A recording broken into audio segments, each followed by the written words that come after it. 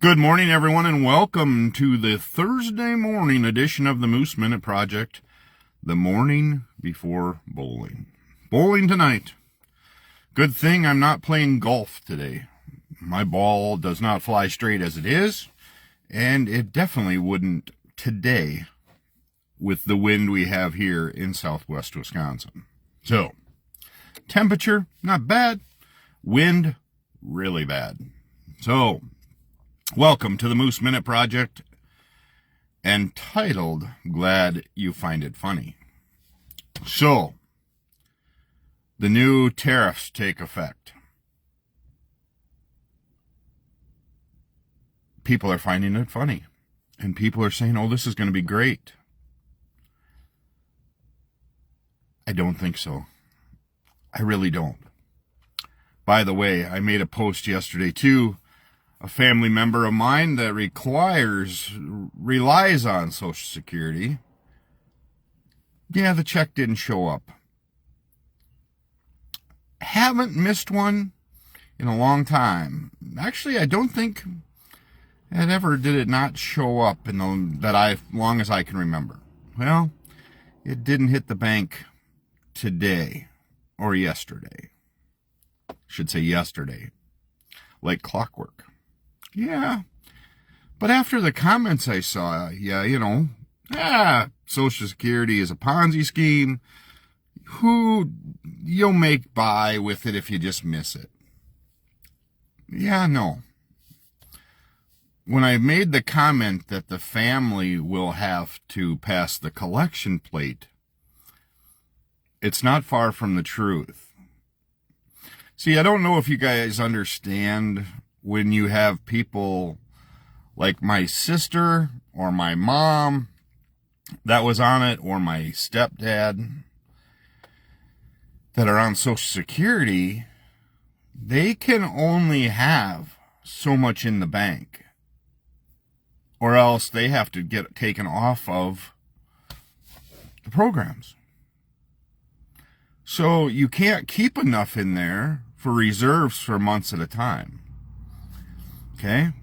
You have to spend down always to keep things under control and not to lose programs. It was the hardest thing ever to do for my mom. I did that. I was her guardian. And it's no fun.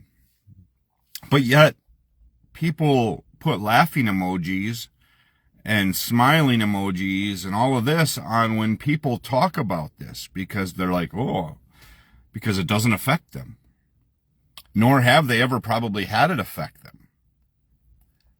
If you're a billionaire or a millionaire, I'm guessing that you haven't had to worry about spending down on Medicare, Medicaid, Social Security checks to keep people on programs, but yet they just think that, you can handle it, you'll get through it. It's not funny. And now these sweeping tariffs, if you don't understand tariffs, get yourself educated. For example, Trump mentioned the 200% on dairy. Yep. Trump should know this very well. He signed the whole thing into agreement with Canada. The 200% kicks in after a quota is met. And you know what? Canada, they've never met. They're only at 50% of the quota now. But he keeps using that because that gets you guys excited. Because you're like, oh my God, they're charging us 200%. They're not charging us. Okay? Let's get this let's wrap our head around this for a minute. Tariffs are not paid by the United States. It is paid for by the importer, and then it will be passed on, if it has to be, to the people getting the goods. And why does Canada do that on dairy? Well, because Canada needs dairy, because they don't have enough. However, what does also Canada have for rules implied? No hormones added to their cows, because it's probably not healthy for all of us, but Americans don't care about that. We're not much into healthy. If you look around and you shop, we're not much into healthy, you know? Not much into healthy. So when we reach that quota, then the tariff kicks in. It's not a retaliatory, it's not a bash against the U.S. And do I think tariffs need to, in some cases, but you have to be more of a surgeon with a scalpel than with a frickin' weed eater to implement it. You have to pinpoint the tariffs on stuff that Americans can produce, and so does our other country, to make them competitive. The auto import world, we can't be competitive. We don't have enough manufacturers to just build everything here. Plus, we don't have enough manufacturers on our soil to build all the wiring harnesses, all of the lights, all of that stuff. Not possible. Kind of like I saw the other day, we don't need to send stuff to Japan or China to feed people there when we can just feed all of our people with it. We don't grow enough food to feed all of our citizens here. All I'm asking for is for you guys to get educated a little bit on what can be done. Okay? I don't know if we all understand, but for example, where I work, we get lights from China because they are not made here. Because we can't get the lights we have to be made here unless it's an outrageous price. So you're not going to get that company from China to build a place here because A, they don't pay their employees the same. B, they don't have to be under the same work ethics. And then you go, oh, well, that's the problem, Christine. If they do all of that, things will become outrageous. Okay? Let's just say it can't be done. Okay? No matter how hard you want, and I'd love to say everything built in America, but it can't be done. There's not enough area, just like lumber. Take lumber, for example, we get from Canada. They've got it down pretty damn well, and they've got a lot of lumber. We don't have enough area to get all the lumber we need for the United States. Don't have it. And you can say, Chris, you're just one of those guys. No, I'm more of a logistics guy that says just look around and really pay attention. However, if you just want to wipe the United States clean of lumber, everywhere you see woods, just cut it. I'm sure it'll work. Sure. How hard can it be? Have you ever looked?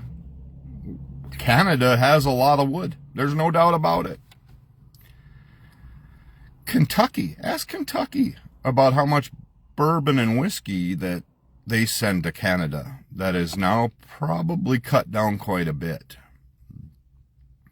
It's interesting.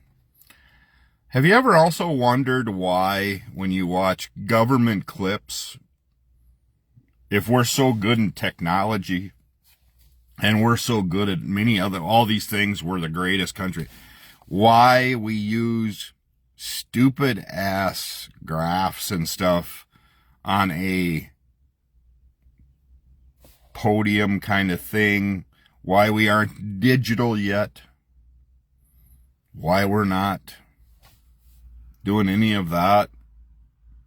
But then for somebody to sit and explain and say that there is, and then to be questioned about these tariffs, and Caroline Leavitt, she is a perfect spokesman for the president, there's no doubt, because she was asked yesterday, what if he's wrong?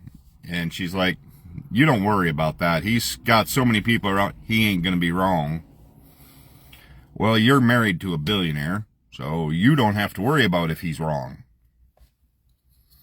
Posted yesterday, most of us are about 3 paychecks short of a really bad day. And most of us are 1. We're 1 to 2. 2 would be stretching it for a lot of people. And they're all working full time. They're all doing their thing. That's the other thing I'm tired of hearing about, is all of these couch surfing, fun lurching leeches that are not working. I've been working since I was 15. Full time, pretty much. Through high school, anytime I could. Whether it was going in after sports, to clean up, to stock shelves, to every weekend. Yeah. I did it. Because I had to. So, and I'm still doing it. Still working full time. Went back way short from when my stroke. Yeah, had a stroke, grand mal seizure, all that, all in 1 year. Still working. Because I have to. Okay? And no real good sight at retirement. No good plan right now. And I think I just heard that the stock market is already down 1,200 points today. Maybe. Or the Dow is. So, just curious. Because I believe he made statements about that too. And if you don't like me, I'm okay with it. If you don't like talking about politics, I don't blame you. But if sometimes something doesn't trigger you to go, holy shit, what is this guy doing? You either have a lot of money, so you don't have to worry about it, or you're just playing it off as, no big deal, we'll survive. Well, the UK said that today. The UK said, you don't worry about us. We have enough people in our structure that will deal with each other independently, and screw the US. Canada's going to do the same thing, and I'm wondering how many candles Michigan is going to have to buy to light their houses to make sure they have lights, unless they're hooked up to solar. Because Canada can make things really hard for a lot of people in many ways. So, with that said, I'm going to go have a good day. I'm going to try to have a really good day, because this is getting absolutely sickening. And you know, I went to Switzerland a year ago, and we were a laughing joke then with what was going on prior.